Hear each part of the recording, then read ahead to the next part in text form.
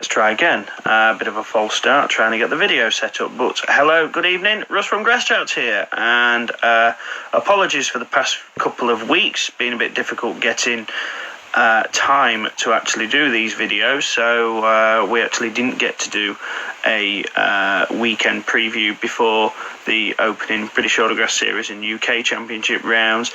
And we didn't do anything on the lead up to... not last weekend, the weekend before when it was the Map Open. And we didn't do anything last week either. We just completely ran out of time.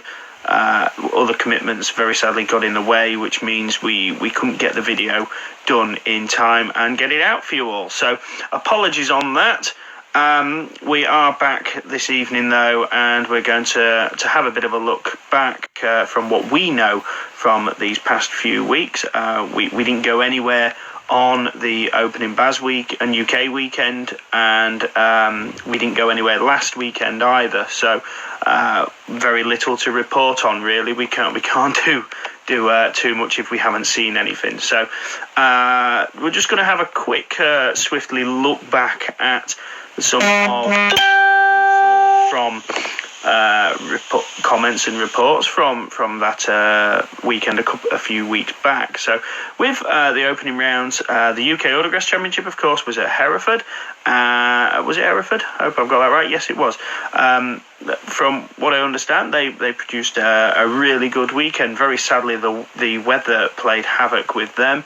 Heavy rain before the event, and then it had actually ended up postponing the event in the end due to some seriously heavy downpours, which meant it just wasn't suitable to run the remainder of the meeting. But from what I understand, up to that point, 3 heats were completed for everybody, and all who were there fully understood and appreciated the end decision to actually cancel before the finals. There was all kind words to the club, which worked very, very hard. Now, sadly, we're not going to obviously cause a dispute with this, but there from some voices there weren't so much of a similar praise to the opening round of the British Autograss Series. Now, we know York Autograss Club, how good they are at running events. They're an experienced team. They've got a lot of experienced members as well. Of course, they hosted the very first British Autograss Series way back in 1996. So they've got all the history on their side. And it really wasn't... as I say, I wasn't there, so I can't throw my judgment on anything. But I go and enjoy autograss racing, whether things go well or not. And I think a lot of criticism which was thrown their way was pretty uncalled for, really. A club knows when things aren't going the way they want it to, and when they're up against it. And yeah, there were lots of reasons thrown in there. They were saying that there was too many cars, too many incidents, and I can't really say that we can agree on the number of cars, because there's been a lot of meetings where there's been even more cars than what was at that event. But I think some things which need to come into it is the downtime when you have race stoppages. It all obviously depends on the seriousness of the cause of the race stoppage, whether it's a big incident. You can lose so much time just on little things. Even between races, putting a cone back can take valuable seconds. And if the corners completely get wiped out and cones end up here, there and everywhere, then that of course adds up seconds, minutes, and then eventually you can lose hours. We know this from experience from our Baz round a couple of years ago. Remember, we lost so much time in our first few hours of the meeting. I think in the actual very first hour we completed 4 races, something like that, purely down to race stoppages, serious incidents, rollovers, cars in the fence, and you need to avoid stuff like that. Now, unfortunately, incidents only happen through they mainly happen through driving, so it's down to try and avoid causing these incidents. But we know racing is how it goes. It's close racing, and of course things will happen, but at the end of the day, you have to appreciate that a club is out there to do the best they can. And if things go against them, as it does with a lot of clubs when they host these major events, the pressure is on to get it all done. one of the things which could be done is to try and offer extended services to help meetings run along as well. So it's a difficult one, and as I say, without being there myself, I can't exactly give my overall view on how things went, but I do know that there was good words and slightly not so good thrown towards them, and of course hopefully they will take all of the positive comments which was sent to them, and they will take that on board. Of course they're hosting a UK round later this year, and I'm sure they will bounce back and run a successful event there. So that's the way we will leave that. We move on a week later to the Map Open, which we did go to, and we thoroughly enjoyed it. It was a difficult weekend personally. As I've expressed myself, I don't in comments after that meeting, I don't need to go back into that. But again, that was kind of a meeting of two separate days, and the Map League knew that. I spoke to some people, and their track, I think they'd only raced on it once up until the Map Open, so running a major event like that already adds extra pressure, and that's the same with all the clubs this year. The weather obviously played a serious thing on this, and it made it difficult beforehand. Our track has not been at its best this year, primarily down to the weather, and this is what happened, I think, with the John Wilkin Raceway on this occasion. The track was actually wet due to some heavy downpours on the Thursday night and evening. We arrived right in the middle of the spectacular thunder and lightning display when we got there, and things were looking pretty promising before the start of the event. But then Friday evening again, such a heavy amount of rain came down, and that straight away made the job of getting things going that little bit more difficult. So I think things went as best as that they could, but again, the track was very difficult. I've never seen that track catch so many drivers out. It looked seriously hard work to get round in those first heats, and a lot of drivers felt that after as well, that they needed to make some serious changes to the car or hope that conditions would change on the track to make things a bit easier for them to get around, because so many cars and a lot of drivers who you wouldn't expect to make mistakes did, and that made a big difference in the day. I think it made racing interesting. It threw up some surprising results throughout that first day, but overall, again, as what's happened so far with other events, eventually we fell back in with time, and we lost a bit of ground, and by the end of the first day there was still quite a bit of the first day's programme to cover on the Sunday, but things changed and track conditions worked in the organisers' favour. It meant that racing started to run a bit more smoothly, and eventually we managed to get back on track, and by the end of the weekend there were some fantastic finals which showed that there was some overtaking as well. Of course, we know on the highly polished track, when it does, it makes overtaking difficult, but there was some in the finals. There was some great racing, I thought, throughout the Map Open finals this year, and some deserving winners as well, which we can just take a quick look back at. So, excuse me. We kicked off, of course, with Class 1, which ran first time, and it was Kane Parnhill who managed to actually outrun the pack with his Micra to take the biggest win of his career so far. I know a single event as well. I know he has, I think he was a UK champion a couple of years ago, but as an individual event, the Map Open is one of the biggest there. So well done to Kane on that. Class 3 was fantastic, I thought. Although the first attempt at the final did get stopped due to safety grounds, it doesn't happen very often, but it was so dusty after that first run of the Class 3s. Cars were glancing off the Armco as they came round to complete the laps, and in the end the red flags were thrown out. But on the rerun, it was absolutely brilliant. You had Adrian Joyce leading it away. You had Steve Woodruff, who made the move. He suffered a failure on the car. I think it was the fuel pump which went.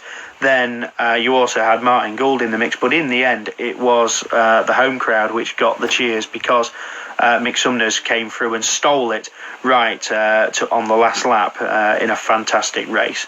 Class 5, and it was the Experience which came through there as Colin Chilvers lifted the title after a fantastic weekend for the Chilvers family, with Colin kicking things off by taking Class 5. Chasing him all the way, though, was Ollie Howells, who made a welcome return and showed that he's lost none of his speed, so it'd be good to see him back more regularly, but he took John Gaffney's car and chased Chilvers all the way to the flag. Class 7 looked close as well. Some fantastic racing, as you'd expect from the Class 7s, but this time showing that he is now an established runner on the polished surface. It was Cameron Mills who kicked off his excellent day by taking Class 7, I think unbeaten in the 3 heats and the final in Class 7. He was run very closely all the way by Phil Cooper. In fact, Phil got ahead in the early stages in the ARC5, but in the end had to fall back to second, giving Cam the win. Class 9 was also very unpredictable, and it was Gavin Pittman who led the way in the South Somerset 81. I just love the look of that car. It's very low down, and just the shape of it, I think it's a great little car, and it would have been good to see him take a long overdue victory in Class 9, but in the end it was the smooth driving of Jason Richardson which came through in the Pennine 5, all with a smashed clutch as well, so that was very lucky. I don't think the car would have done a great amount more than what it did there. On to the Junior Saloons, and very disappointingly, not many juniors at this event in either class. Now, as I was filming live, unfortunately I didn't get to film the final outcome of the juniors, excuse me, but it was a shame to see not so many. I think there was only 20 odd in the saloons, which is unheard of usually for juniors. You sometimes get more than that at club meetings, so to find so little in the event this year, it was a shame. But there was some hard fought racing and unfortunately some big incidents in the junior saloons, but in the end it was Bradley Thomas who came through to add another title to his impressive collection in the Invicta Kent 55. So well done to Bradley there. He was run very closely by a micro, but I'm afraid I can't remember who it was. Corey Paisley, was it? If I'm wrong, then please let me know and please correct me. That would be great. But well done to Bradley lifting that crown.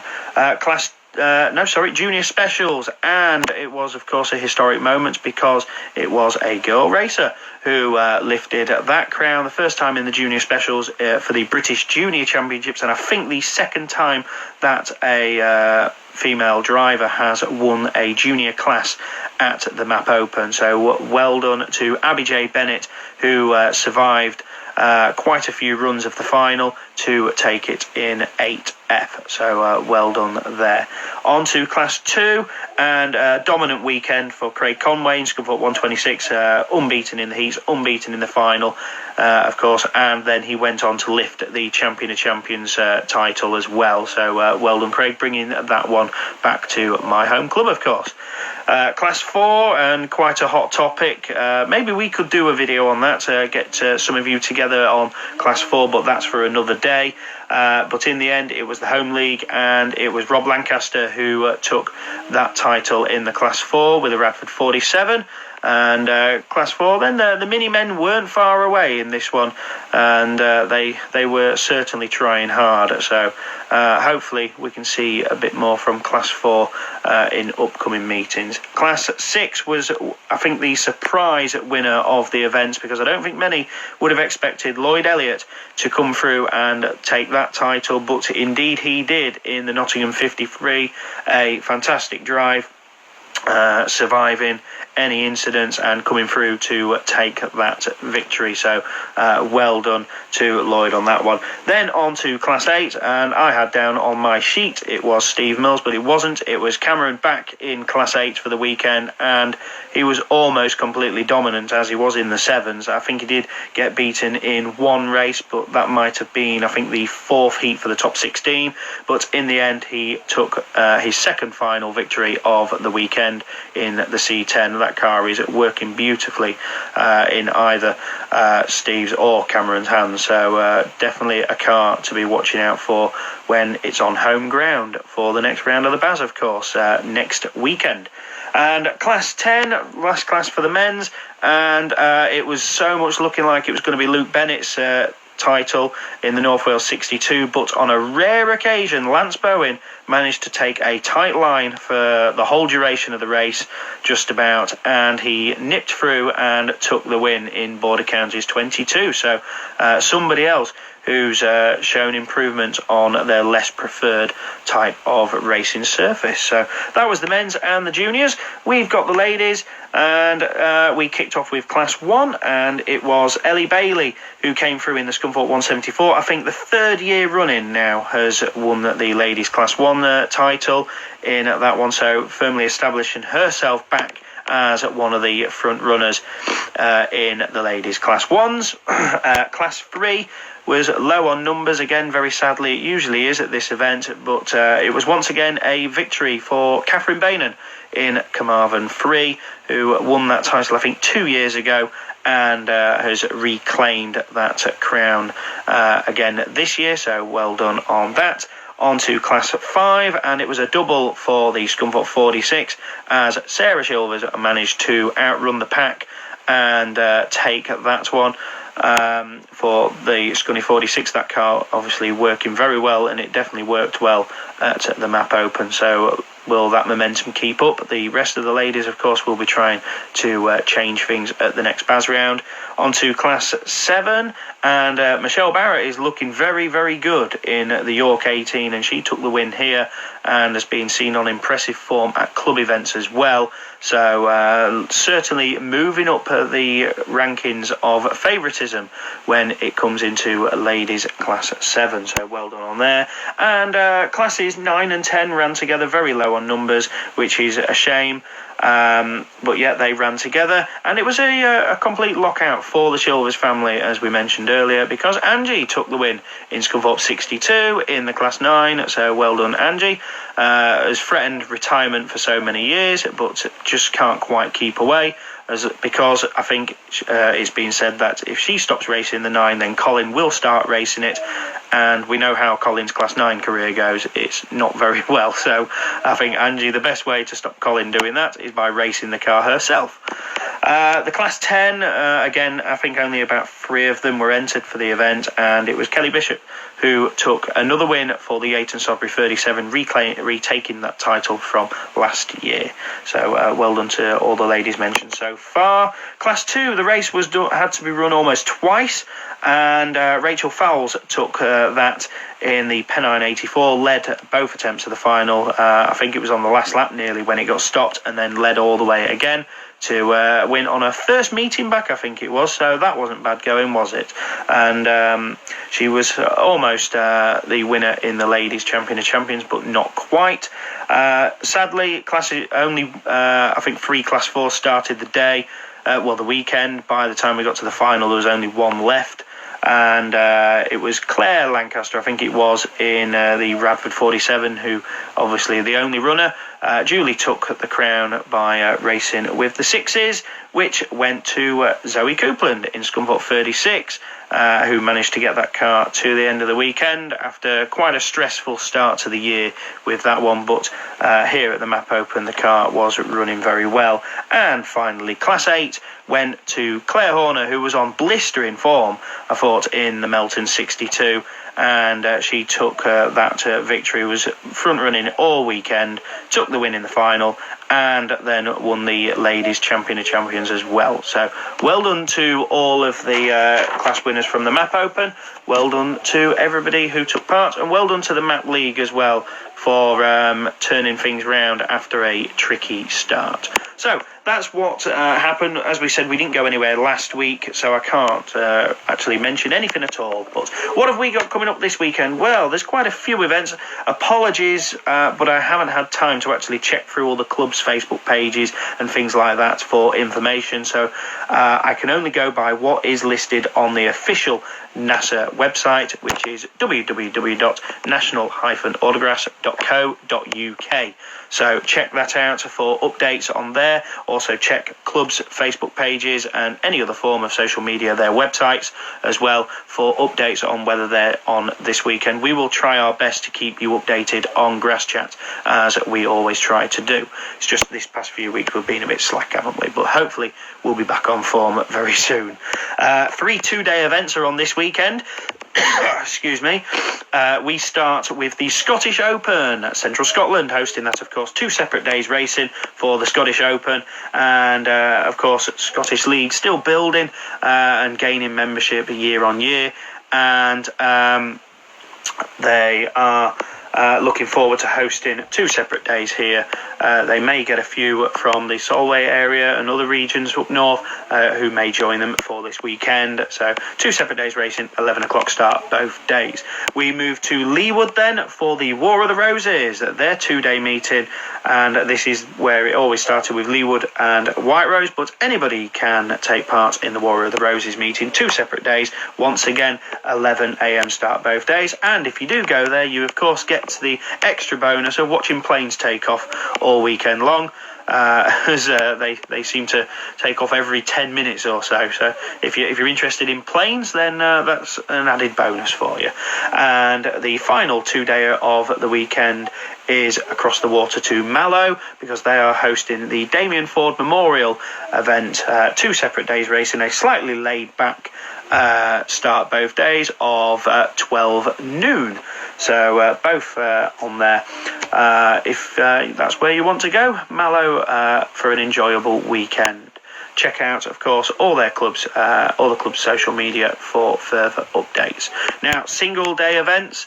Thanks, Scott. Before we move further, then at Central Scotland, they will be joined by the Stockouches for the Stockouch Tour, and of course they will be there for rounds 2 and 3, running separate on both days.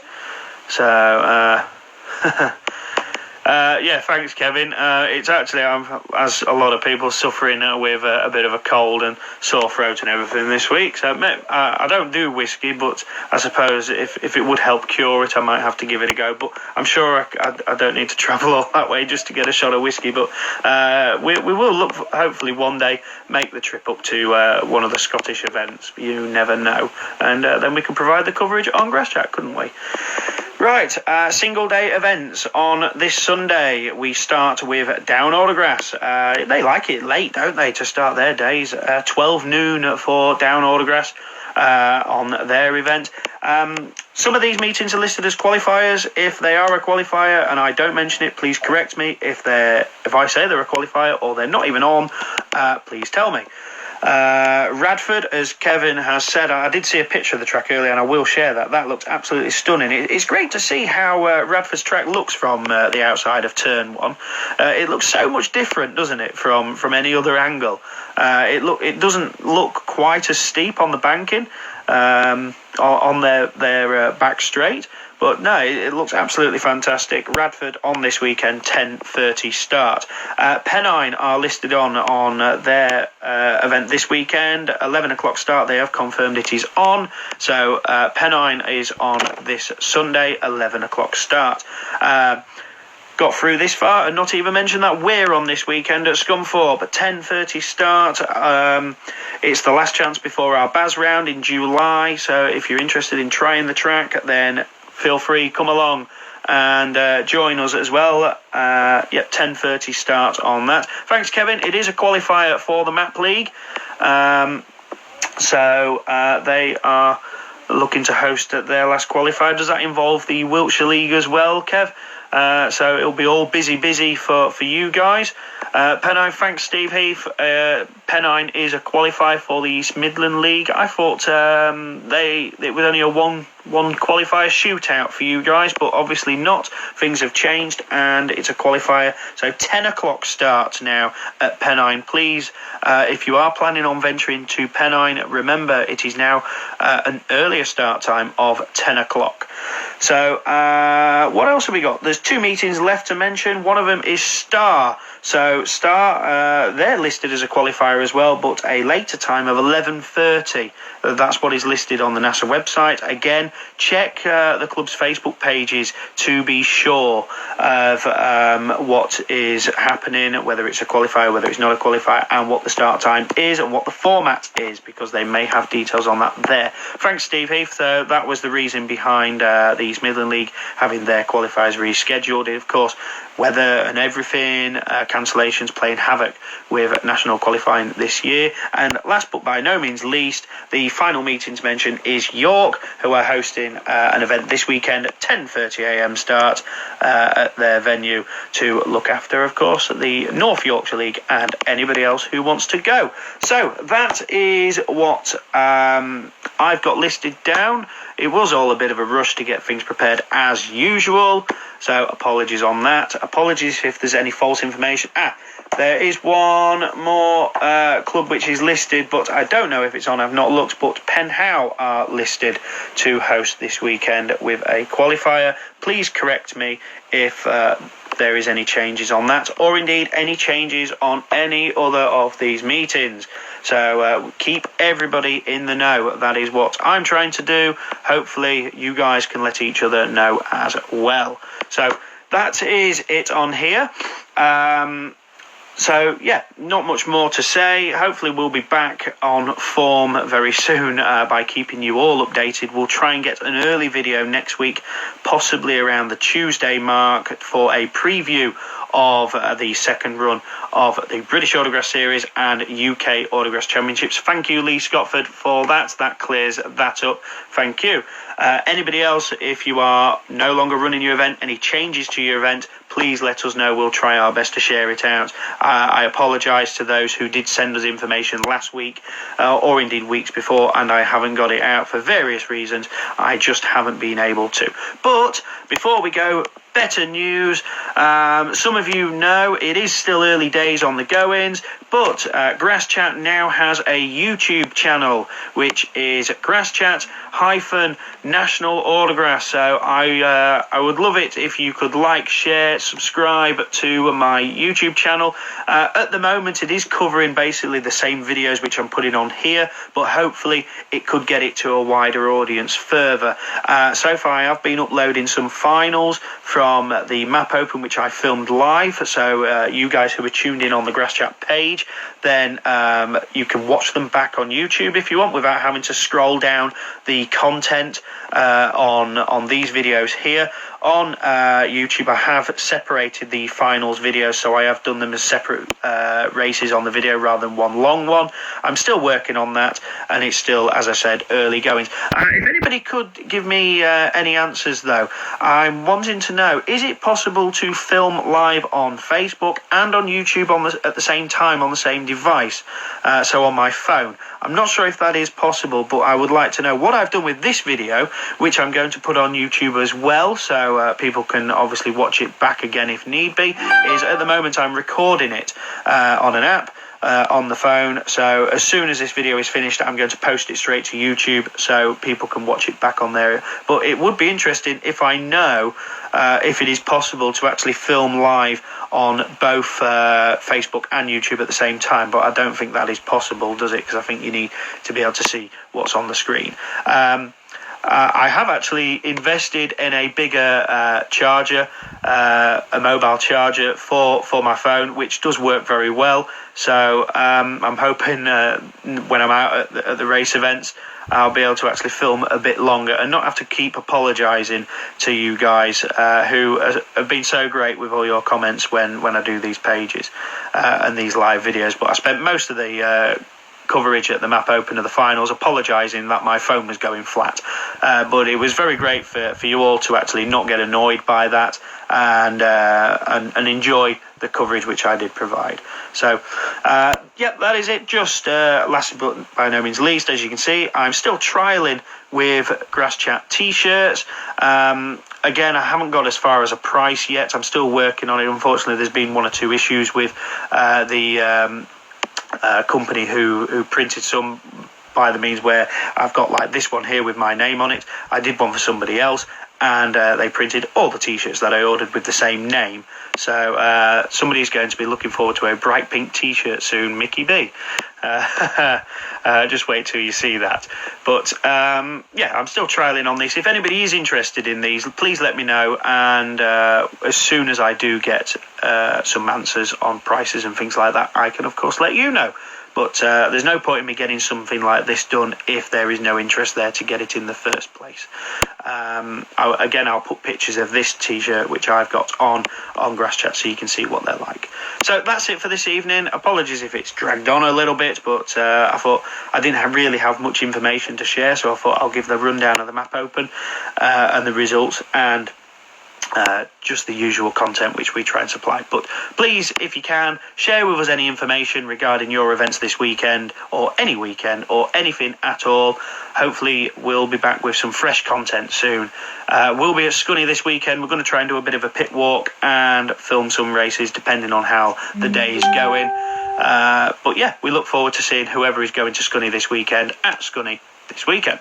So that's it for now. I am Russ from Grass Chat. I wish you all the best this evening, and enjoy tomorrow and the weekend, and we will see you soon.